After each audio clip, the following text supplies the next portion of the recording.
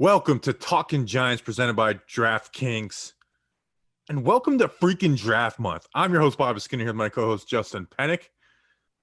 A lot to get to. Our first draft episode. We'll be previewing 12 players from the edge position. Not necessarily the top 12, even though we are hitting the top of the class a little bit. But 12 players. We've got Giant stories. We're going to talk about John Mayer's conversations. And we found our draft segment. We try to do a different type of draft segment each year. Last year, we evaluated all of Dave Gettleman's Carolina Panthers draft classes since they all had hit the 3-year rule. We're going to redraft the 2020 class. We're going to do we have 8 episodes before, 10 picks. So we're going to do 6 picks. And then on the last 2 episodes, we will do 2 picks in the 7th round. Justin, how are you? 52 seconds and before I let you talk. How are you doing? That's fine. It's not like our interviews where I don't talk for the first 10 minutes. Ooh, slight dig. I'm good, Bobby Skinner. It's draft month. Exciting times for the Talking Giants crew. We have, I believe we're previewing 96 prospects. We put out a graphic that initially said 84, but I think it's 96 prospects. Plus, you're going to have like 18 breakdowns on the Talking Giants YouTube. You just put out a mock draft on April 1st. So I helped you out with those graphics. I helped you out producing the video. So Bobby Skinner, Danny King's writing blogs too. Danny King's putting some awesome stuff on the blog as well. So it's just us three. Us three are providing, I would say arguably some of the best content you can get for the NFL draft, and that has a giant spin to it. Bobby Skinner, the whole damn world. I promise you, we are. I promise you are. Yeah. Got some other stuff to get to, but man, draft month, it's fun. It's being a little overshadowed because of opening day being on April 1st. And just, April Fool's Day is part of me loves it. And part of me is like, it's just the same jokes every year. It's corny. Yeah. Corny. But it's draft month. And this is the month, Justin, where every prospect's good. That's what's frustrating this time of year.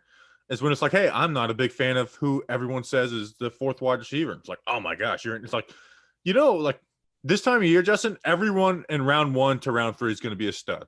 Like Jalen Waddle, Jamar Chase, Devontae Smith, Rashad Bateman, De'Ami Brown, Rondale Moore, Elijah Moore. They're all going to be stud wide receiver ones. Every single one of them. There's one player that is an exception to this rule, and I know you know who it is. Who is it? It's Gregory Rousseau. Yes, Rousseau is the only one. That's who we're going to kick our draft month off of, because it is an interesting conversation about Rousseau, because there is, I think it's in the middle, where it's like the hype for him. We'll save it for when we talk about him. Right. But you're right. But by saying, and we were talking like before the show, and we were like, oh, we should save this conversation. This is tough. Now I think Bobby's full time, and Bobby's known for the film stuff. So, and he's definitely just more smarter than I am when it comes to the X's and O's of the game. So it's a little bit easier on him, but it's even harder on him. Well, frankly, it's more harder on him because he has more of a following than I do. But it's go ahead. It's hard on both of us because we're fans that are talking about football players, and inevitably we have a little bit more of a following than we did last year, compared to this time. So, if we don't like somebody, which, by the way, I'll just say it right now, because of this, I have a Cold Stone Creamery scale that I'm going to be evaluating my college prospects on this year. Like it, love it, gotta have it. I love it. I love it. I don't gotta have your scale, but I love it. There you go. So I'm doing that because you don't want to hate anybody. I also don't think I'm smart enough to hate on anybody. But it's challenging. It's a challenging thing to evaluate these guys because so much of Twitter is, if you don't like somebody, oh, you're wrong. This guy's a stud. This guy's going to be a stud. This guy's going to be a stud. So it's fun though. This is a very, very fun month because it is so nuanced.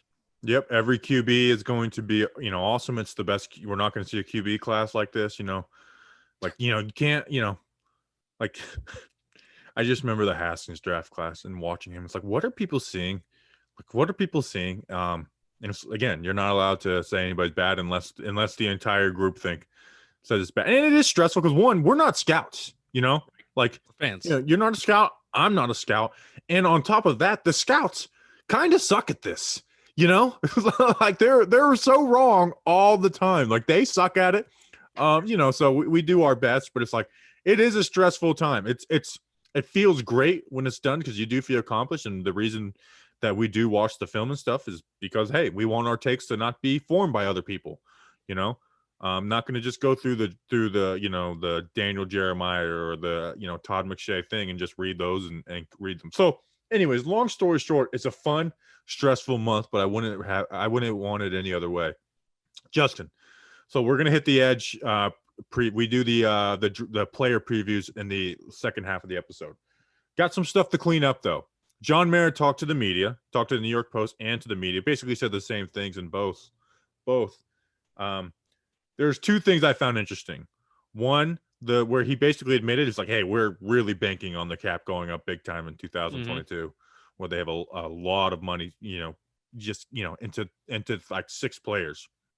And then 2, it's time to win. John Mayer's, usually he kind of evades that. He's like, I always, plan to win, but he's like, hey, we spent all this money. It's time to win. And I think we all feel that way. It's time to win. No more excuses. It is time to be a winning team, not hoping Nate Sud, if not we win the division at 6-10 because of the Eagles beating Washington. Because I saw, like Carl Banks be like, oh, well, they were, a Sudfield situation away from winning the division. It's like, no, they were a game away from winning the division. They should have won more games in an already bad division. So, but long story short, it's time to win. And I think that should be the expectations for every Giants fan. It is time to win. Yeah. And one of the things that, one of the refreshing things hearing John Mara speak this time around is that we didn't need to hear John Mara's words to understand what the message was. Usually I have a desire, especially me as a fan. I'm a regular season ticket holder. We put out a lot of money to buy those seats. And especially for those people, my father put out the initial money for the PSLs, we want to hear from the owner. And especially in past years, there has been a great desire to hear, where is John Mara's brain at? Where is his brain at? Where is his mindset at? This year, I didn't feel the need to hear him. I was actually asking myself, well, why are we hearing from John Mara? This is kind of weird. Why did he have a one-on-one interview with the Post with this columnist I've never heard of, but clearly he's been around for a long time, so he has some sort of connection with John Mara. Why was this happening? And the press conference itself happened because of the owners' meetings and 17th game, and there was a question that was asked about international play too, which was kind of interesting. But the actions that the Giants took this offseason in terms of the investments and the guys that they put their money in, they put their investments in, that is the message to the fans that say that we as a franchise, we are believing in what's happening here.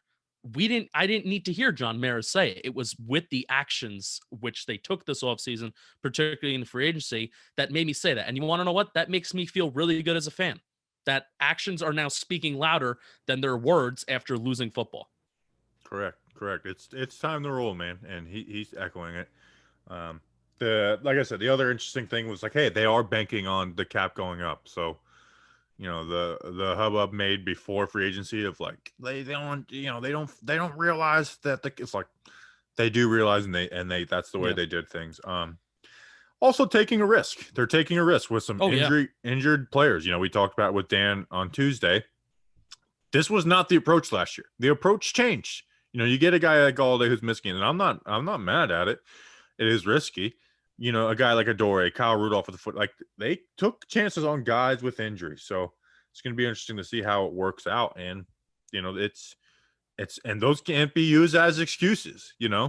If we're a losing team next year, and it's like, hey, Galladay got hurt and Shep got hurt and Adore. It's like, well, guess what? You guys are the ones that brought those guys in. So there is no excuses for not winning in 2021. We feel like we got a good head coach, good defensive coordinator. Offensive coordinator it can't be as bad as last year. So think about it every day. We can't be as bad as last year. So it's time to win for the New York Giants. Yeah, but stop. It's April 1st. I don't want to hear there's no excuse for people getting hurt. I don't want to hear it. It's April 1st. It's draft month. In a matter of 28 days, the New York Football Giants are going to vastly improve as a football team, and I'm very excited for it. Very excited. Other news and notes. OTAs. They're going to have OTAs this offseason. Whoa! How about that? When did that come out? Today? A couple of days ago. No one was talking about it. It was weird. I guess it's because no one cares about OTAs like we do. Oh, I do. but it's not going to like it's not 100%, but basically they're saying like prepare to do OTAs, on April 19th when those start. They didn't do the first year coach extra portion of them, which sucked that we didn't get to do last year. But they're basically like, hey, we made the meetings maybe virtual, but be ready for on-field OTAs, which is exciting. Yeah. I love covering OTAs. It's very fun. Mm-hmm. I agree. So that's fun. Other news notes: the Giants signed 3 players. Cornerback Josh Kolu, 3 years with the Titans, 130 defensive snaps, 493 special teams. Cornerback Chris Milton, 5 years with the Titans and the Colts, 185 defensive snaps and 1,000 special team snaps. And then tight end Cole Hukatuni, past 2 years with the Cowboys on the practice squad, which means 1 year at Jason Garrett. And then he had 2 catches for the 49ers in 2017. Both versus NFCs, one versus the Eagles and one versus the Cowboys, both for first downs on third down. Obviously, we're not going to really talk about these guys, but it's interesting that they're filling out the roster so much before the draft, because right now they're at 83 players, which you got 6 draft picks. That's 89. You got to assume they're going to bring in about 16 to 20 undrafted free agents. So once the draft's over, they're going to have to cut 15 to 20 people probably. Yeah, because what the cap is 90, 91. Yeah, 90. 91 if you include a Sandro Platzkummer. Ah, he's still around. I love it. But he doesn't count against the actual roster. So. You know, there are people that actually want him to get like actual carries in a football game. There are those people that exist in the world. Remember, we had an inside source when we did our undrafted free agent episode. We had someone who actually watched him play and made him fumble twice. My teammate from college. Remember that? Speaking of inside source, I work very closely with Zach Fulton's roommate at Tennessee. Very nice. And you said you sent him my film breakdown, which always makes me uncomfortable when it's like, I should have asked you first. I got too excited. I should have asked you. No, you can do. Hey, we're real, but it is always kind of weird when it's like this player watched it. Like, okay, one of the free agents said like, I watched your film break. Now it was positive, so it was good. But it is kind of weird when that happens. I mean, you name search Zach Fulton on YouTube, the first thing that comes up is Talking Giants. So yeah, I mean, no one else is doing film breakdown of Zach Fulton, and that's why we're talking. That's why I was talking Giants versus the world, baby. All right, the segment we're doing for draft this year. We try and do a different segment to kind of keep the mind stimulated throughout the draft, and it highlights the draft process. Like I said in the beginning, last year's was fun. Last year's was stressful and fun though. We went through all of Dave Gettleman's draft class and graded them, which was pretty interesting, And we learned you go through them, and I literally look at them every year. But when you actually sit down and take notes on them, you learn okay, Dave Gettleman doesn't really care about 7th round picks. He only had 4 7th round picks, or 2 7th round picks his entire time in Carolina, even though he had 4 this past season. It's like, look, he traded Edom or 7th round pick for Isaac Edom, so he doesn't care about 7th round picks. Not afraid to double dip at positions, what's crazy about that though this year? Where I'm glad we did that last year. We're not doing that this year, because is Joe Judge's footprint not so stamped on this team, especially now with bringing in so many injured guys? When I will say, Dave, this is a scenario where the Dave Gettleman quote matches the Dave Gettleman philosophy, not sometimes the opposite, right? Where Dave Gettleman will say one thing and then do the exact opposite. The Dave Gettleman quote that matches the philosophy is the injured players. That was a thing. And I mean, we covered that with Dan Duggan. John Mary even answered a question about it. But I'm so glad that we did that last year, because I think looking at Dave Gettleman's past draft classes would be almost irrelevant this year, with Joe Judge's footprint is clearly stamped on this team. Remember last year how we were asking like, oh, is it how much influence does he have? I think this free agency is like, yes, it does. He is having a great impact. Yeah, they're definitely working together more than, Gettleman did with Shermer and Betcher. They're clearly working together. So this year, what I decided to do, I thought about doing 2018 and 19 too, but I figured let's stick to 2020, and so we don't have to spend 20 minutes on this segment. Let's redraft the 2020 draft class. There's 10 picks. We got 8 episodes. So like I said, we'll do first round. one episode, second round, and the last two episodes we'll do the 4th, 7th round picks. Redrafting. I think it's a fun exercise, and I feel like it kind of gives you like a look into the draft where it's like, hey, we get all these expectations and we put together our top 10 and look how it pans out. So this one we're going to do, and we're going to look at what our mocks were for last year. How about that? Our final mocks were last year. Oh, so I didn't know that. So 4th overall pick last year. The Giants had the 4th overall pick. Went Burrow, Chase Young, Jeff Okudah. And also I cheated on, like, I've already put mine together. Like Tay Crowder, I'm not going to take Tay Crowder earlier than Mr. Irrelevant because I know I can get him at Mr. Irrelevant. Sure. So yeah. Spoiler alert for the last episode, Tay Crowder will be my Mr. Irrelevant. So Justin, last year, myself and the New York Giants picked Andrew Thomas. You picked Jedrick Wills. Yeah. What are you picking this year? This is kind of go back hindsight. What are we doing? Jordan Love. No. This is kind of a wild hot take, but I'm going to go here. Did you peek at Justin Herbert? Yes, but I can't have the take of we didn't give Daniel Jones a fair shake in 2020 while also going back and repicking Justin Herbert under the same breath. I agree. They both had very similar rookie seasons. And people hated Herbert, and I think a lot of it had to do with Oregon's offense. And it's like I wouldn't want to put him in basically the same offense with so I agree. Daniel Jones, I think, deserves this year. So I wasn't going Herbert either because Herbert just doesn't have that year. I think Herbert could have had that year in the 2019 Giants, the 2020 Giants. He's just not having that. Right. But I did peek about it and think about it. Yeah, I thought about it, but also like I feel like I would be a fraud if I Justin Herbert would have fixed the 2020 Giants when it's exactly what you just said, and we talked about that all year. I don't think I think very few quarterbacks could thrive in what was given to the Giants quarterback in 2020. Very few quarterbacks could thrive under that. So if I could go back in time, I would go back and I would take somebody who would very much help Daniel Jones. I think I would take Justin Jefferson. Pretty interesting. There's 4 people on my board. Justin Jefferson is one of them.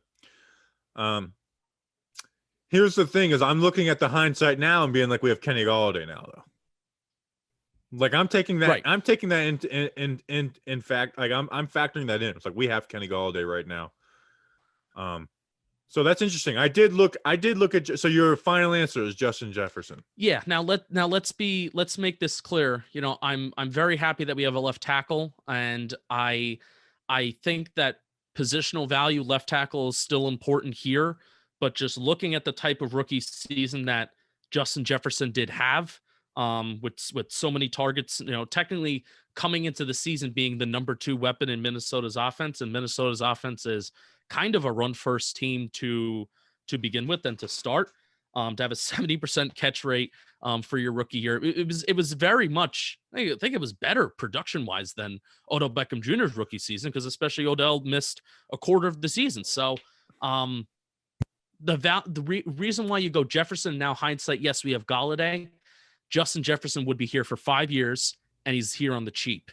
And then we're talking about this offseason being happy with Sewell or Slater possibly falling to 11 at left tackle, but then we're playing the what if game if that even happens, and then possibly even trading up. So Justin Jefferson would be the guy that I would retake, though, if I knew the future.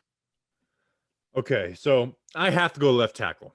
2020, it was already a train wreck. I mean, it would have been brutal without a left tackle. Yeah. And I know Andrew Thomas did have his struggles, but having a left tackle is so important, and we have one right now. We have one in Andrew Thomas. But looking back, there was a very nice left tackle class, which I think is not much better, but it's better than this year's class with Sewell and Slater and Jenkins. So not going Wills. Wills isn't a thought for me. So I got Andrew Thomas, Mekhi Becton, and Tristan Wirfs. If Becton wasn't injury prone, I would run to the whatever you call it and be like, Mekhi Becton is my pick. But he had 3 injuries this year, man. Yep. 3 injuries. That's worrisome. The guy, I mean, he got hurt 3 times. Got hurt, came back, got hurt, came back, and then the last game of the season he left with an ankle injury. So I'm not taking Becton. So now it's between Wirfs and Thomas. Now Wirfs had the much better year, but him playing one right tackle and then two for Tom Brady, it really does make a difference. Your plays that you mess up don't get noticed. There's plays that you mess up that don't get noticed when you're one, like I said, one on the play side, and then two have Tom Brady as your QB. And I think Andrew Thomas's like upside is bigger than Tristan Wirfs. Like I think he's the most athletic. Oh, you're gonna do Andrew it. Thomas, man. You're gonna do it. I think I'm sticking with my guns. I'm going Andrew Thomas. I think he had the most room to grow out of last year's class on top of having the best college production.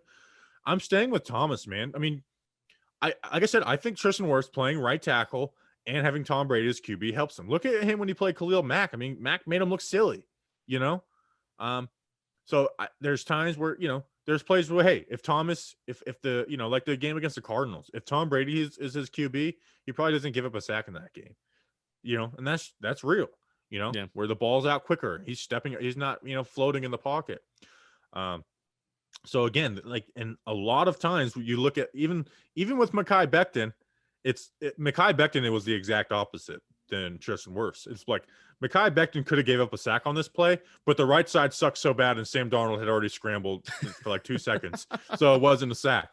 So if Becton was healthy, I would run to the clock or to the draft table and pick it. But I'm sticking with my guns, man. I'm going Andrew Thomas. Do you think that's crazy to not go to Wirfs over Thomas? A lot of people are going to find it crazy, but also remember the draft takes, and this is all part of the whole draft take thing, right?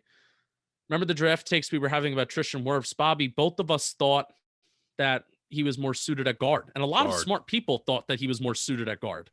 Yeah, I didn't think I wasn't a Wirfs fan last year, which is funny looking back, and you're hearing the same things being said about Rashawn Slater, who is I planted my flag in the ground today. Yeah. I want Slater at pick 11. It's funny. I really wanted Wirfs to go to Arizona because I wanted him to see him play guard because he was such an athlete. I wanted him to see play guard in like that outside zone running scheme.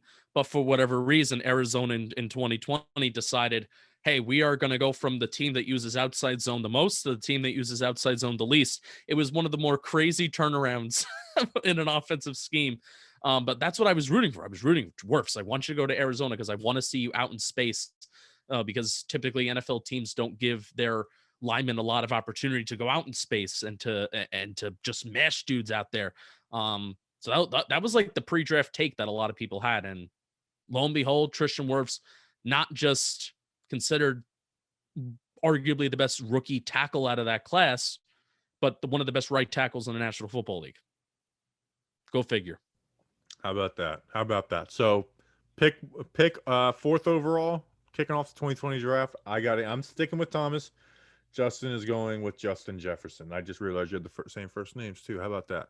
All right, Bobby, before we get into this year's edge rusher draft class, we got to talk about DraftKings. Grab your peanuts and popcorn because baseball is back, a man of the 1920s said. That's right. Teams will be getting back out on the diamond this week. Last year's season sure was different, but that doesn't mean it lacked excitement, and this year is poised to be even better. DraftKings, America's top-rated sportsbook app, is putting you on the field with the chance to turn $1 into $100. It's easy. Place a $1 bet on the team of your choice to win their next game, and if your team records a hit in any point in the game, you collect $100 in free bets. That's 101 odds on the team of your choosing if they record a hit in their next game. Also, something really fun and interesting DraftKings is doing this year. John Boy has like specific centered props and bets that you can bet on. You can bet on there's like a rating that John Boy made up about like pitchers, innings pitched, strikeouts, runs allowed. So you can bet on John Boy specific prop bets if you want for each day, opening week, and throughout the MLB season. So that's kind of cool. Maybe we can do something similar for football, like with Daniel Jones explosive plays, Saquon Barkley explosive plays. That would be fun. That's a fun prop bet. And the way that you could bet on these things is you can download the top-rated DraftKings Sportsbook app now and use promo code JOHNBOY when you sign up to turn $1 into $100 If the baseball team you're choosing records a hit, that's code JOHNBOY to turn $1 into $100 for a limited time only at DraftKings Sportsbook. Must be 21 years or older. New Jersey, Indiana, Pennsylvania only. Minimum $5 deposit. New customers only. Winnings will be paid out as four $25 bets. Restrictions apply. See DraftKings.com/sportsbook for details. Gambling problem? Call 1-800-GAMBLER or in Indiana, 1-800-9-WITH-IT. It's time. You know, John Boy has his own prop bets and stuff. I think we should. I want to try and get our own prop bets. And the one that I have on my brain right now would be explosive plays. You can bet there's an over/under per game of explosive pass plays, explosive run plays. That is what I want a Talking Giants prop bet to be. Very nice. Very nice. It's time, Bobby Skinner. It's time. Let's get into the draft preview. Justin, first of all, look at my draft guide so far. I got close to 90 done. We're gonna do the edge class. It's a weird year for the edge and the New York Giants, Justin, because it is, I think, our weakest group. Now, I think offensive line is a bigger need, but edge is the weakest group for the New York Giants. But it's a weak year for the edge class. It's a weak year, and I think the guys that are looked at the top of the class are guys where it's like they have ability, but they need to put it together. Or there's other guys like, hey, they have good pass rush ability, but they don't have the athleticism and stuff like that. So it's a very interesting class. Justin, are you ready to kick it off? I'm ready to kick it off, Bobby. I even feel like this is just a weak defensive class overall. I definitely feel like this, we look at wide receiver. We talk about the tackles at the top. There's even some good guards that they can get in round 2 and round 3, maybe.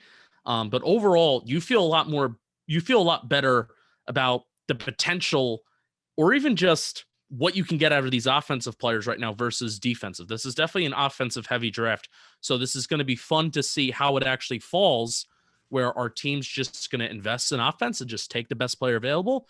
Or is it going to be a rush to take the best defensive players and hope the offensive players fall? So, edge rusher, big position of need for the Giants. Who are you going with first, Bobby?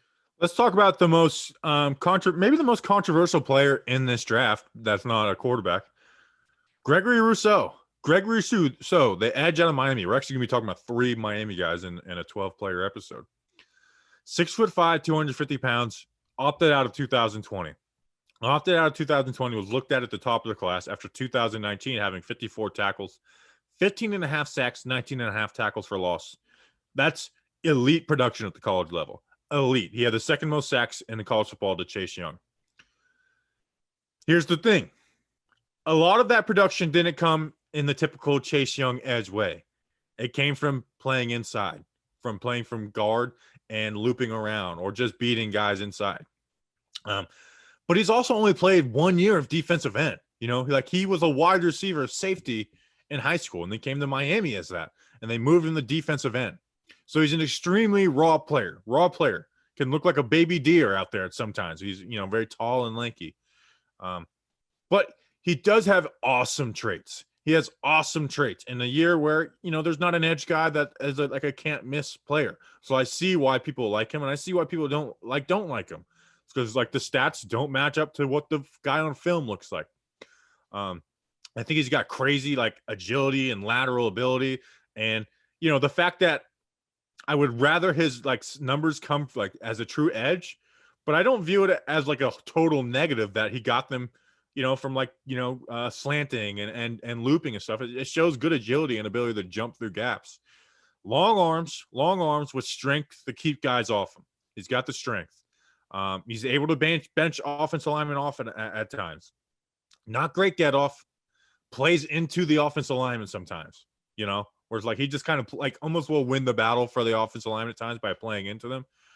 So he needs to get off them and punch and stop being so reading, what the QB is doing and the running back's doing, and just kind of know your role and go. Misses tackles, can be slow to react at times. But in this class, man, he's one for me. And I know people hate him. I know he's if you're saying I need an edge rusher to play for me tomorrow, Gregory Rousseau wouldn't be it. But if there's a guy in this draft that I'm taking a chance at 11, and I'm not. I don't want Gregory Rousseau at 11. There's 5, 6 other players that could be there that I would take over Rousseau. But if there was one guy that take a chance on, this would be it. This would be it. I don't think he doesn't have Jason Pierre-Paul athleticism, but it is similar where it's like, hey, this guy's new to the position. He's got like this athletic freak. So I feel like he can be worked with. And if he's got that mindset of a guy who wants to be worked with, I think the sky's the limit for him. And I think I really think him and Jalen Phillips, who has a lot of injury issues, are the only two guys in this edge class where it's like we might look at them like they're dominant. Jason Oweh out of Penn State, who we'll talk about, could fall into that for me. But there's guys who I think are safer that just don't have the ceiling that Rousseau have. So I would not be mad at taking a chance on Rousseau. It'd be risky. It'd be very risky. And like I said, there's 5, Slater, Waddle, Smith, Parsons, even JOK. There's a lot of guys I would take before Rousseau. But if there's one edge where it's like, screw it, let's just take a chance at 11, I think Rousseau is it. I think Rousseau would be it. The only thing is, so much of the production came from the inside versus the outside. Like he's not. Most of his production came as like not an interior defensive lineman. That's not what I'm saying, because he's not. But from when he was rushing the inside, that is the only. Really, if his production came on the outside, then it's like, yes, this dude had put like up insane production, Chase Young like production. Let's get him to rush the passer from the outside, because that's what you want your edge to do. But he can't do that at the pro level. Rush the passer from the inside like he did at college. I don't think he can. No, because the guards are way more athletic than they are. So, but that's you're not drafting him to be like, all right, do the same thing you did at Miami. You're drafting him like, dude, this guy's played 1 year of defensive end, 1 year. And I hate that he opted out. We actually talked about him in our little mini off-season, way too early draft preview. Yep. And he was the guy for me. It's like, I need to see him put it together for this year though, because a lot of it came from the inside. Like I was excited about him, but it's like, he's got to put it together better. And opting out, I think, hurts him more than any other player that opted out. I really do. So people hate Rousseau. I don't hate him. If there's one guy I'm taking a chance on, it's Gregory Rousseau. Maybe Jalen Phillips, who you're going to talk about, because of if you're taking a chance on him not being injured. But I like Rousseau.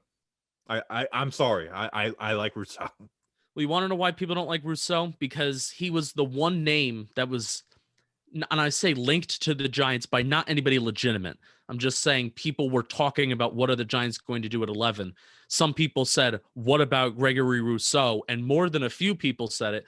And that's why people don't like Gregory Rousseau, because I don't think he's worth the pick at 11. And that has already been a conversation. So that's why people don't like him. People are like, no, we don't like, and that's why. And I kind of agree with that. Like, I mean, I said it. I don't want him at 11. I don't want. It would be, out of all the realistic options, it would be the one where it's like, oh boy, like this could end up bad, but it also could be another, like, we look at it from a year and a half from now and be like, look at you Giants fans. You got all mad on draft night, and now this guy's a stud. Like, I can see that happening, but I also think, like, Slater, I'm celebrating. Micah Parsons, I'm celebrating. One of those wide receivers, I'm celebrating. Rousseau, I'm not celebrating that pick. It's a very risky pick. If Micah Parsons makes the magical transition to edge rusher, like a lot of people say that he can, who do you think right now is a better pass rusher, Micah Parsons or Gregory Rousseau?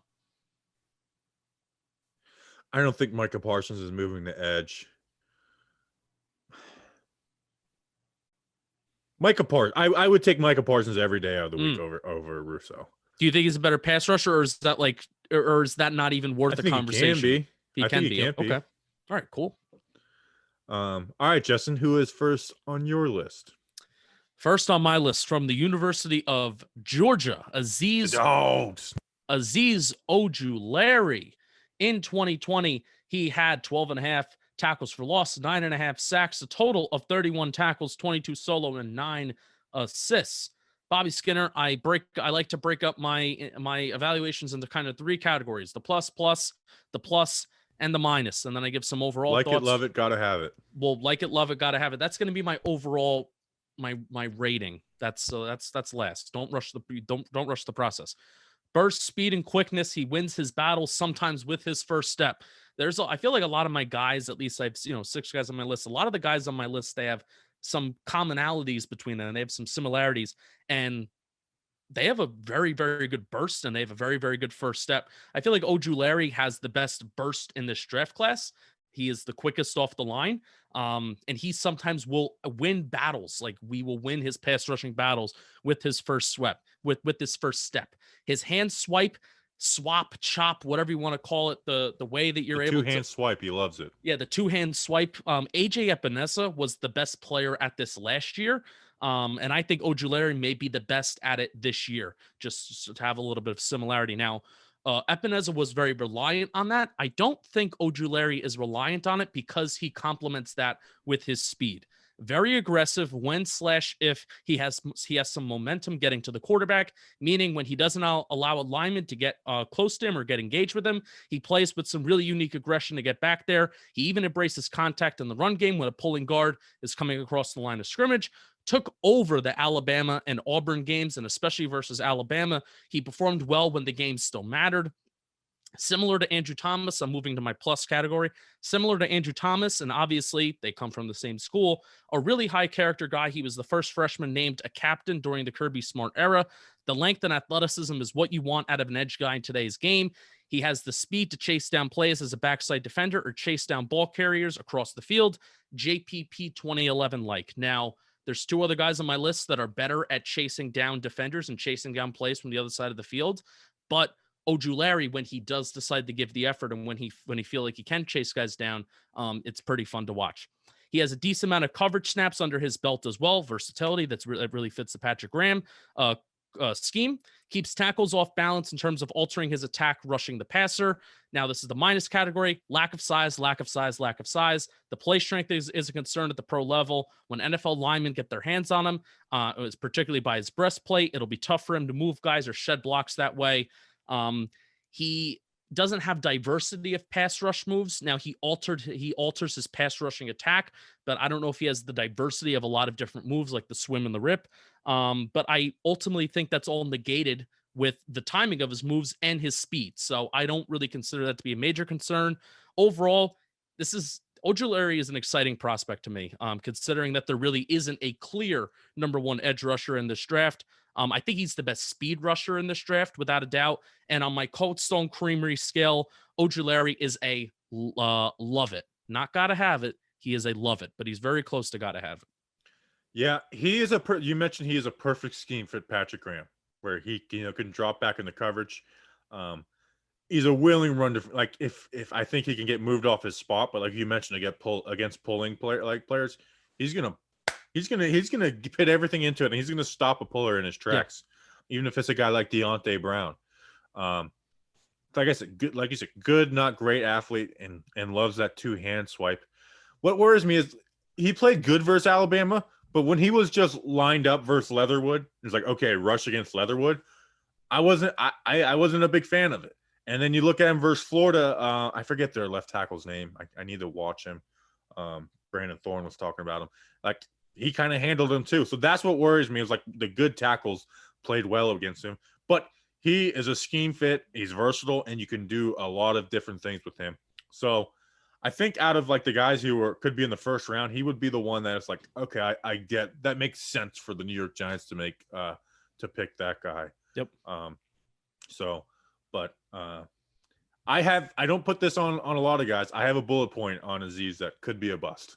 I could see him just being like, he doesn't excel at anything in the draft. But then I can also see him, like, if he gets better and works some real pass rush moves, I'm like, oh wow, this is a great pick. Is a player comp Kalevion Chason? No, because Chason was like speed, go, speed, rush around the edge type guy. Where Ojulari, he's a good athlete, not a great athlete like Chason is, and he's he's a way more versatile player than Chason is. Okay, all right, cool. So Aziz Ojulari, we could go back-to-back Georgia guys in the first. Actually, back-to-back Georgia guys in the first round, because DeAndre Baker was a first-round pick. Yeah, he was on the team for a hot sec. We love our dogs. We love our dogs, and we love them in the first round. All right, Justin. Next, I like this guy. I like him. If, like I said, when I said with Gregory Rousseau, it's like, hey, am I picking him tomorrow to come in and impact my team right away? The guy who I would probably is Kwity Paye. Kwity Paye, edge out of Michigan, 6'4", 272 pounds. Now only played 4 games in 2020 because of the Big Ten. 16 tackles, 2 sacks, 4 for a loss. In 2019, in 12 games, had 50 tackles, 6.5 sacks, 12.5 for a loss. His strength and leverage is beautiful. It's beautiful. It is by far his best traits. That he is one, he gets off the ball quick. He is very strong, and he stays low. He'll pop a tackle and move his ass. He wins with his strength and leverage, I mean, like I said, he has the strength to bull rush, dump, and just rip through offensive linemen, just rip through them. Always has the leverage. Always wins with leverage and has good hand placement. Good get off the line of scrimmage too. He's not going to be late off the ball. I don't think he has like elite speed off the ball, but he's never going to be late off the ball. Can win with the initial rip. He needs a counter move desperately though. He needs a counter desperately because he is simply bull rush, me be strong, go. Like that's Kwity Paye. He needs to learn some pass rush moves, and that's a theme for this draft class, big time. He needs to learn some moves. He could play all over the D line. You can put him at edge. You can line him up at inside the tackle, so you can play him all over the D line. Very good run defender. He's not offensive linemen aren't going to move him. He's not going to give up ground in the run game. Sometimes has a hard time tracking the runner. Good lateral agility, but he's played with his hand in the dirt for the most part at Michigan.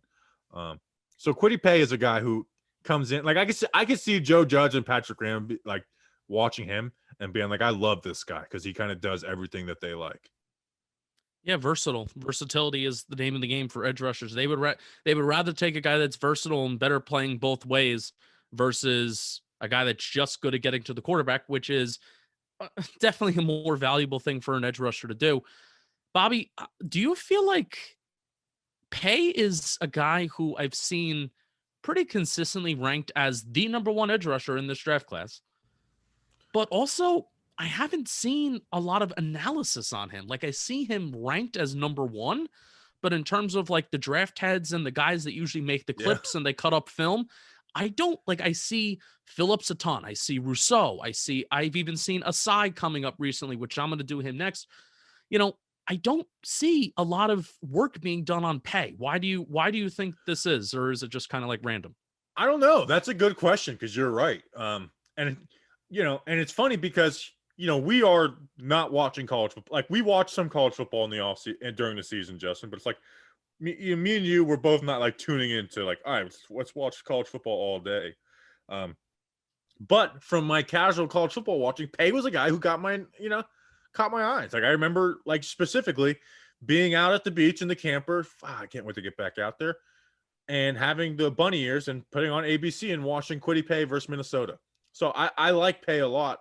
But I agree. Like some people have him ranked number 1 and you just don't see anybody talking about him. I have him ranked number 2. But yeah, you just don't see anybody talking about him, which is kind of weird.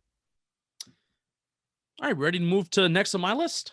Let's move next to your list. Who I like this guy a lot. Yeah, no, I'm gonna be honest. He's my Ojulari's my favorite player. I think he's gonna be the best player. But you know what? It wouldn't shock me to see this guy being the best player. But I enjoyed watching this guy the most out of everybody. Joseph Asai, 6'4", 256 pounds from the University of Texas. 20. I'm going to read off some of his 2020 numbers too. He did play a different position in 2019 because he was an interior linebacker. In 2020, he moved full time to being an edge. Or 2019, he was like an off-ball linebacker / pass rusher. What the term, which nobody really knows what it means, off-ball linebacker. It's back, baby. That's how you know it's draft season. 2019. 90 total tackles, 13.5 for loss, 5 sacks. 2020 as a full-time edge rusher, 55 tackles, 15.5 for loss, 5.5 sacks. He even had 2 interceptions in 2019. So Joseph Asai, I watched the Texas versus TCU game and the 2019 Alamo Bowl where he was the MVP. Pretty sure he had 17 QB pressures that game. Plus, motor and the want to hit hard. Willing to sacrifice his body. It's very unique and it makes him so fun to watch. There aren't guys who play with like that blatant disregard to their body. Osai does. And it's like watching a player from a different era. I wish we had access to the player tracking data of these players too. I don't know. Do college players wear like the GPS tracking data? I'm sure they do, and the schools have access for it. Do you have an answer? If any school did, it'd be Texas because they're freaking rich. Yeah, no kidding. Because I would like to see how many yards he ran per game, chasing down every play. Bobby, I mentioned freaking play. I mentioned Ojulari. He has the speed to do it, but Osai, every single play, it does not matter if he is the backside defender. It doesn't matter if there's like a 30-yard pass play that goes down the field. Osai is chasing down every single play, and there is and I said it earlier, I need to emphasize it, a blatant disregard for the safety and well-being of his body and others. But I watched, so for Bleeding Blue, I Giants History podcast, I rewatched Super Bowl, I believe it was 21 against the Broncos. And there was a couple goal line stand plays where Carl Banks, I hate to be doing this right now, where, Carl Banks, Harry Carson, LT made a couple plays. And particularly when Banks made some plays, I was like, he just doesn't care about his own safety. Like he could snap his neck on his play and he doesn't care because he's going balls to the wall. And Osai, every single play is going balls to the wall. I'm surprised how this entire Texas defense wasn't flagged for more like late hits and stuff like that. Because of how good of an athlete he is too, it makes his ability to play balls to the wall very smooth and natural. He has the bend and the speed off the edge. So he complements that balls to the wall mentality with naturally just very good athleticism. My plus category, he does have experience at interior linebacker, even though, like I said, Texas moved him solely to the edge spot for 2020. I think he's just much more talented as an edge rusher, and dropping back into coverage as an off-ball linebacker just wasn't his game. He's a violent player who can get to the QB at a good rate in the pros. He will have multiple forced fumbles per year because of how violent he is, because he goes like a bat out of hell. If he gets to the quarterback, he's going to have multiple forced fumbles per year. 3-down player who logged a ton of snaps at Texas. My minus category, I don't love him in the run game. He has a little bit of a pass rusher's mentality, looking to get upfield versus setting an edge. He finds himself on the ground too often. That's something that I go back to something my father would tell me in Pop Warner. I always like to go back to this. If you're on the ground, you're not effective. That's both that as an offensive lineman and a defensive lineman. So he's on the ground a little too much. He is fast, but not quick off the snap, and needs to get a little better in that regard. There's a difference between being fast and quick. Overall, I need to hear what you have to say, because I am ready to say this is a player where I gotta have it. This is going to be my first gotta have it player, but I need to hear what you have to say before I give my like it, love it, gotta have it rating. Interesting, because in my mock draft in the second round, he was there. So my decision, I mentioned like 4 or 5 guys, and my decision really was De'Ami Brown or Osai. And I think it's just I'm so high on De'Ami that I couldn't pass up on him. He has real pass rush moves and the ability to get around the corner. And we're going to talk about a lot of these guys. Like, they don't really have pass rush moves, where it's like they can, they either like bull rush, bend the edge with speed, or it's like one or the other with a lot of these guys. He has real pass rush moves and able to get around the corner. That being said, Tevin Jenkins, who's a guy I like, the tackle at Oklahoma State, he bullied him. I mean, he straight bullied him all game long. But even in that, you mentioned like all the things you mentioned about him, he had 2 sacks in that game. He had 2 sacks and like multiple tackles for a loss. So even in a game where like the offensive tackle clearly won that battle, he balled out. Like he or didn't ball out, but he had good production. So he's not in my gotta have it, but like I said, it was between him and De'Ami Brown for my second round pick in the mock. I'm giving the gotta have it stamp on him. I'm doing it. I love him. He is more fun to watch as a football player versus an edge rusher. Like, I was just having fun. I may even watch after we record this episode. I may even watch 2 more games of Joseph Tsai because it's just so fun to watch him play. Yeah.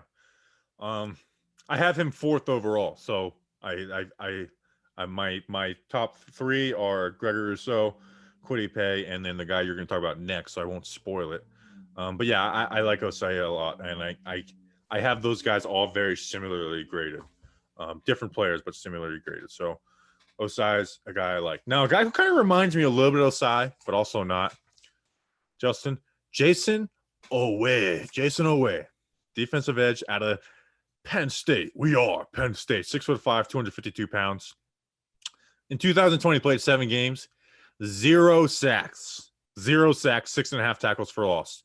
2019 and 11 games, he had 5 sacks, 5 tackles for loss. Cookie cutter frame for the outside linebacker spot, the New York Giants. Awesome get off from the line of scrimmage. I mean, it's beautiful watching get off the line of scrimmage, and you see he ran like a 4.3 something as pro day. Obviously, pro day 40s we're not using, but the fact that they could at least fake it to him being in the 4.3s shows the speed he has. Like, he has elite traits. Sometimes he has a hard time turning the corner though. Like, he'll win that get off, but he just isn't able to get around the corner. His hand strike is pretty powerful. You know, he can put an offensive lineman on skates. Feet never stop moving. High effort guy, which is weird that he didn't get any sacks in 2020. But you know, he did get them in 2019 a little bit. Good pad level. Needs to develop pass rush moves, man. That's a theme for this draft class in the top of this draft class. These guys don't have pass rush moves. You know, so I guess they're relying on their athleticism or the strength. They don't have pass rush moves. So he needs to develop those pass rush moves. And like his hands, it's like his hands aren't even there. You know, it's like when he bull rushes, his hands are there, but like trying to get around the edge, he doesn't use his hands. So that's the frustration with Owe. Like, he's this athletic freak. He might, you know, but he's just like, talk about Rousseau's production. It's like Owe's the exact opposite, where it's like, you kind of like his film, but then you look at his stats and it's like 0 sacks. Like, it's hard to explain Owe's 0 sacks. 5 QB hits too, and 171 pass rush snaps this year. Bobby, did he miss time, or is Penn State just like rotating guys? Because 350 snaps in 2019, he had 332 snaps. So now, granted, he's a redshirt sophomore. He rotated in 2019 because they had Gross Matos and Tony. So how many did he have in 2020? He had 347 snaps. He was playing 50 snaps. That's pretty. Those are good numbers for a defensive end. All right, yeah. Raw. A lot of these guys in this draft, I mean, they're just raw. They're just raw talent. And yeah, it's a weak class. Which that's is why we started with it, because it's a need. Last year we screwed up. Our first episode was like running back tight ends, and it was like, well, they're running back. Like, we know that's why we're doing it first. So this year we are doing the edge first because it is a position we need. And then we'll do running back tight end next week. Even though running back is kind of a need. We only have 2 running backs. But it's going to be all late round guys. All right, Justin, who's next on your list? Well, I got to tell you what. Some people are not going to be happy that I have him third, but I have him third. And this is genuinely out of players that I enjoyed to watch. Not necessarily a reflection of like who I think is the best player. But players I enjoyed to watch, which kind of does translate to players who I think are good too. Jalen Phillips from the University of Miami, 6'5", 266 pounds. In 2020, he had 8 sacks, 15.5 tackles for loss, even had an interception in there, 3 passes deflected, kind of good, and 45 total tackles. He missed the entire 2019 season because he actually retired from football. He got into like some sort of like motor vehicle accident, whether he was like on a scooter or something kind of bad. And he like retired from the game of football because he had a bunch of concussions. He had some other stuff wrong with him, but he came back. He came back to Miami. Glad he came back because he had a really, really good year. Bobby, my plus category, he has a really tight swim and rip move. It's very, very picture perfect. Beautiful. It's beautiful. Yeah, there's a guy in my list like Peyton Turner. I'm going to talk about how it's very wide. He stands very tall. And it's very, very wide. He puts his hand up to the air, and then you're susceptible to getting hit in the ribs and being swept out of the play. Jalen Phillips does not have that. It's very, very tight. Sometimes you can't even tell the difference whether it's a rip or swim because it's so tight and it's so succinct. So it's picture perfect. Another very aggressive player when rushing the passer. And it helps that he is super powerful and strong. He is built like a linebacker, Bobby, except he's almost 270 pounds, which is insane. He's quite the specimen. I mean, he doesn't have an ounce of fat on him. He's built like a brick shithouse, and that power shows up on film because he also complements it with the aggression, similar to Asai. He's fast, he's strong, and he's aggressive, and it's an awesome combo. My plus category varies his pass rushing attacks. He isn't relying on speed or power to get home. He's versatile in that fashion.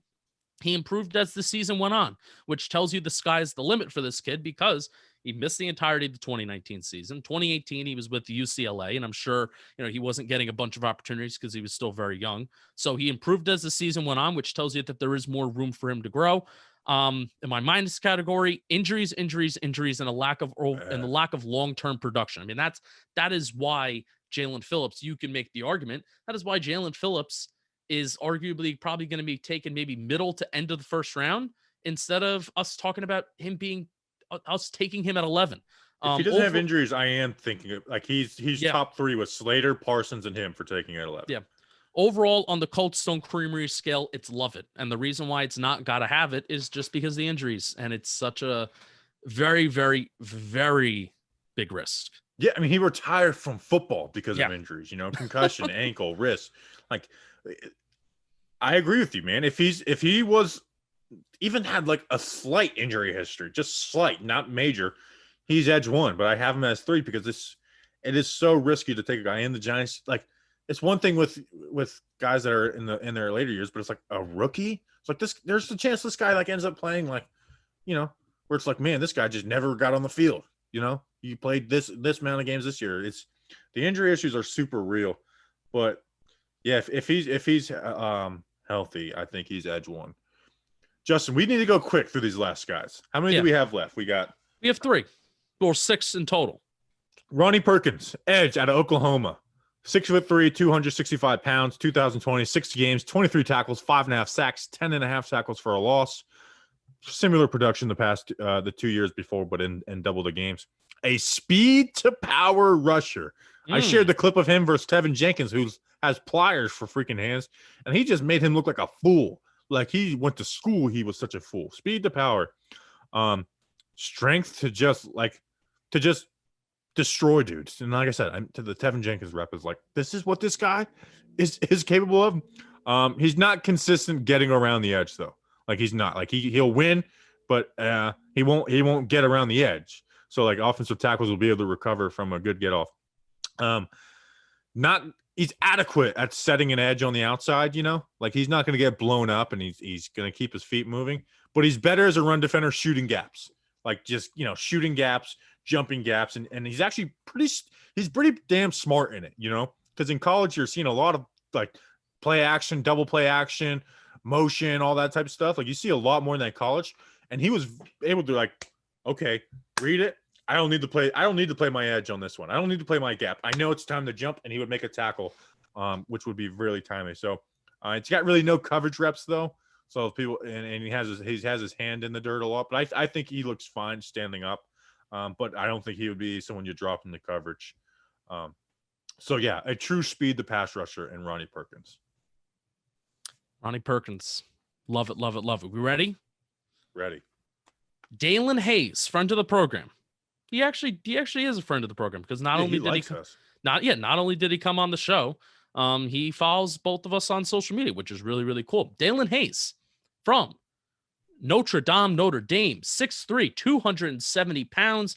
In 2020, he had 6 tackles for loss, 3 sacks, an interception, pass deflection, and a fumble recovery, 2 forced fumbles, 17 total tackles, 12 solo. That looks kind of bad, but here is why the production is kind of low. Dalen Hayes talked about, like in his interview, how Notre Dame is very much a rotation, and that is exactly what Notre Dame had in 2020 and just even every year. Notre Dame has a decent amount of depth at pass rusher, edge rusher, defensive line, and Dalen Hayes was part of that rotation.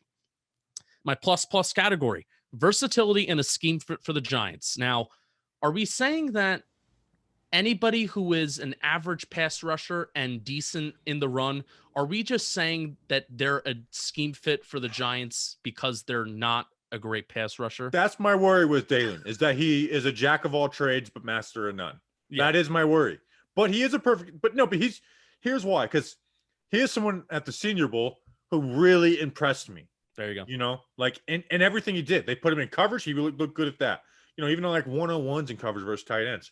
In like especially in the run drills. It's like I thought he was dominating tackles. So like, and then I listened to the McShay podcast after the Senior Bowl to see what, you know, just and he was like, I see this guy going in the second round. Now, Whoa. I'm not going that far, but yet I view him as a poor man's Azeez Ojulari. You know, it's but I do, what worries me about him is like, yeah, he's a great scheme. Like he is a great scheme fit. He had an awesome Senior Bowl, but it's like, it wasn't put all together at Notre Dame, where it was like, he never like popped off the screen. So to me, I like him, but I'm not taking him day one or day two. Yeah, I mean, and now there's a reason why there are some places where I was seeing that he's projected in the range of like the 4th to the 6th round, and that's where he fits. That's where he's a good pickup. Yeah, because I think if the Giants pick him in the 4th round, he's playing year one. He's playing year one for the Giants, but I don't think he has the upside to take on in round 3, round 2. Yeah. And I like the comparison to Ojulari because he kind of has some pretty good get off. She showcased that good get off against Georgia Tech, where he had like 2 sacks and some more QB hits. He has a really cool spin move too. Doesn't solely rely on it. He runs stunts very well. Kind of professional in the way that he runs stunts. He's kind of patient. Sometimes he's more aggressive than others.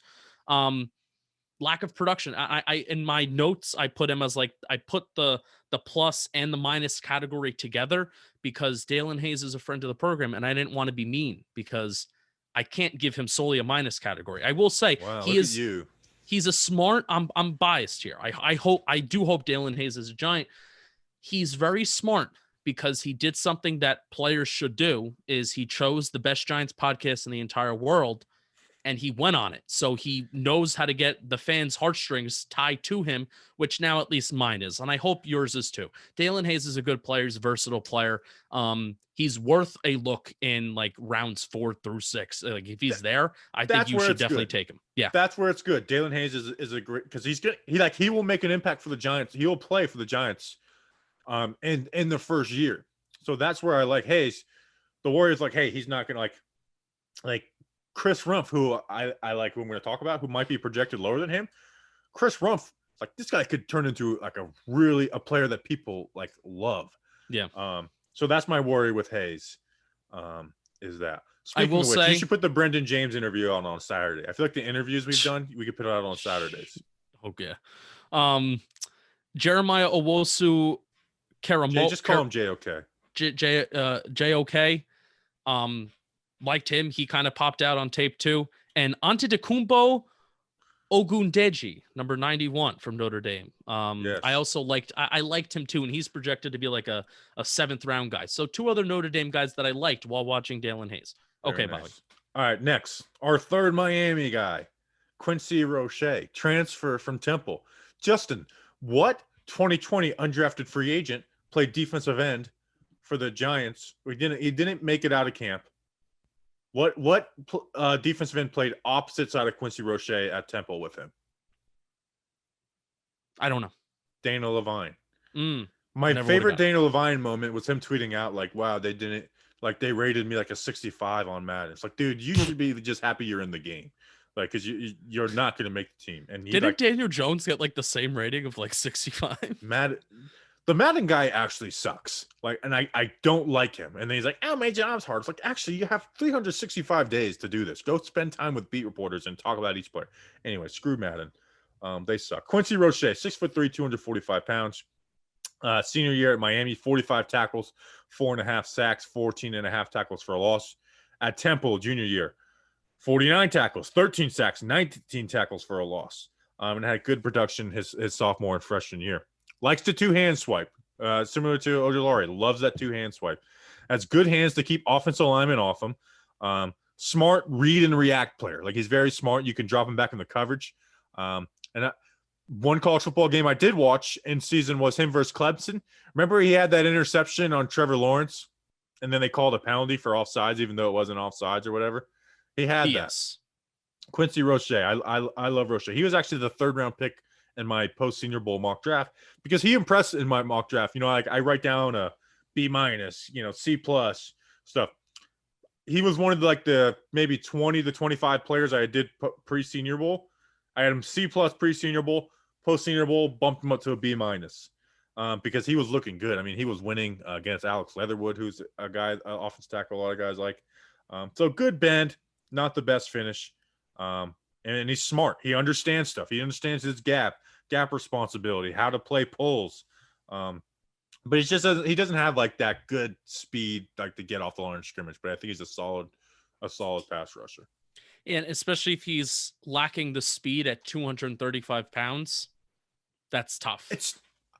He's not slow, but I think for 235 pounds, he lacks the speed. If that makes sense. Yeah.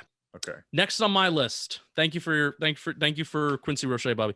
Jordan Smith from Cookie Cutter. UAB. In 2020, he had 4.5 sacks, 9 tackles for loss, 41 total tackles. In 2019, a little bit more productive. 8 sacks, 14.5 tackles for loss, 48 tackles. He had 5 games less started in 2020 compared to 2019. Jordan Smith, plus, awesome and active hands. He's not just relying on the same well-timed hand swipe too. He can time his attacks differently. His length and size is very unique. I should mention that Jordan Smith, did I even say, I didn't say his height and weight. My bad. 6'7". 6'7". 6'7", oh, 250. me and you, remember how much we got into almost every draft profile we did this last year. Do you remember? Yes. You would use their Pro Football Reference height, and I would look up their combine height. And Pro Football Reference always has one inch more. So I've been looking up their pro days to figure out their numbers. So I got him at 6'6". I didn't think this guy did he have a pro day yet? I tried to look it up. I have him listed as 6'6". So I'm going to say that I'm going to assume I'm right. And I'm going to assume that Pro Football Reference is always, College Football Reference is always correct and always tells the truth. 6'7", 6'6", 255 pounds. His length and size, it's very unique, and he rarely ever is engaged with the man that is across from him due to his length and active hands. Most of his reps end up with him being washed out of the play because of this, because he isn't directly, when he isn't involved in the direct result of the play. So what I mean by that is because he has the ability to call, be at a good length away from the offensive lineman, be at a good length away from the guy that's across from him, most of the time he's just going to be swept away from the play and just swept along to the outside when he isn't involved in the end result of the play. My plus category, he has unique bursts off the line of scrimmage because of his length. He doesn't look particularly fast or quick, but he has a decent burst because he basically just gallops, such a long leg and it's such long strides. Pulled out a spin move against Rice that had the tackle on skates. Like to see that. I love a good spin move. I'm a Robert Mathis growing up was fun to watch. Did not have a good game versus Miami. This is my minus category. Not a good game against Miami, and playing at UAB, inevitably, he did not face great competition, and he needs to develop more play strength. On my Cold Stone Creamery scale, he is a like it. Yeah. He's got beautiful frame. Like you said, like he'll win reps by not engage, rip. He'll just juke players, like he's playing a totally different position at the end, but it's like I sent you a clip when I was watching him. It was like, watch him just kind of just shed this tight end or this tackle without touching him, and then shed this fullback without touching him, and then make a tackle for a loss. And then, like you said, at 6'6", 255, he's got beautiful size. He's got good athleticism. But like you said, not playing well versus Miami worries you about him. I have him as a C with B+ ability. Also, got kicked out of Florida for credit card fraud. Ooh. But there was a bunch of players. So if someone's following the crowd, I can somewhat understand it, especially when you're 18, 19 years old. So Jordan Smith. All right, Justin. Next on my list. I love this guy. Bang, bang. Duke gang. Chris Ruff, edge out of Duke, 6'2", 244. 2020, 11 games played, 8 sacks, 11.5 tackles for a loss. 2019, 12 games, 6.5 sacks, 13.5 tackles for a loss. Great get off from the line of scrimmage and agility. And I put in parentheses, really good. Like Nacho Libre, really good. Son of Bears D-line coach Chris Ruff, who was with the Texans before that, who I thought would be a candidate for outside linebacker coach for the Giants. Duke used him as a defensive end But then they started using him in like a joker linebacker role, like Rover. And it was pretty interesting the way they did that because he's just awesome off the line of scrimmage and bending the corner. Like we talk about the draft class, the top of this class, Ruff does stuff that some of those guys don't. Like, but Ruff is looked at in the 6th round, and I'll explain why in a second. Unreal agility from going from outside in. He's got good counters, good pass rush moves. Shoots the gap. When they do put him in that joker role, he just shoots the gap every time. Go watch him versus Notre Dame, who has like an NFL O-line, and he was embarrassing them because he was like stand up, move around, boom, boom, shooting the gap versus guards, making them look silly. Flips his hips around the edge beautifully. Very quick, like his hands are so fast. You could tell that his dad's an NFL coach by how fast his hands are and how just ready he is for anything. Gonna embarrass an offensive lineman, but here is the downfall. One, he's small. He has a very small, skinny frame, and he gets dominated in the run game. If he's not winning with that first run, that move in the run game, he just gets moved. He gets made silly. You know, he is bad in the run game where you could have big run games in. He can't set an edge. Like he is very bad in the run game. So you got to get creative with him. But like day 3, like when we're doing our live streams on day 3 and Chris Ruff is there, I'm like, hey, Chris Ruff, because he's got stuff that the top of the class doesn't have. Yep. You know, like we mentioned all these top guys, he does stuff those guys don't. And I even saw Bucky Brooks has him as a top 5 edge, which is pretty interesting. I don't agree with him, but I understand why he has him there. So Ruff, man, like I said, you know, Joe Judge says, tell me what a guy can do, not what he can't do. Chris Ruff is like, look at all that he can do, and let's make it work. He's athletic and he was productive, and Duke doesn't just play any slouches. You know, they play Virginia, you know, they played Notre Dame this year. They play Virginia, you know, they played Virginia Tech, Georgia Tech, Miami, Florida State. So he thrived and he did well in pretty good competition. He did it for 2 years. You know, he had 2 years of solid production, and he's a really good athlete. I love Ruff, man. He's one of my draft darlings. Took him to the 6th round of my mock. How about that? Justin, let's finish it off, baby. Finish it off strong. Last player, Peyton Turner. Now, little caveat. We are not necessarily reviewing an interior defensive line spot, correct, Bobby Skinner? No, even though he's not, he's going to play D-line in the NFL. So that's why this is my interior defensive line draft review. I said I was going to do it, but I didn't do it. This one player, this is it for Talking Giants, so you better enjoy it. Peyton Turner. D-line, no QB preview. Yeah, no interior D-line, no QB. We have like 7 D linemen we like right now. Peyton Turner, 6'6", 270 pounds, from the University of Houston. In 2020, he had 10.5 tackles for loss, 5 sacks.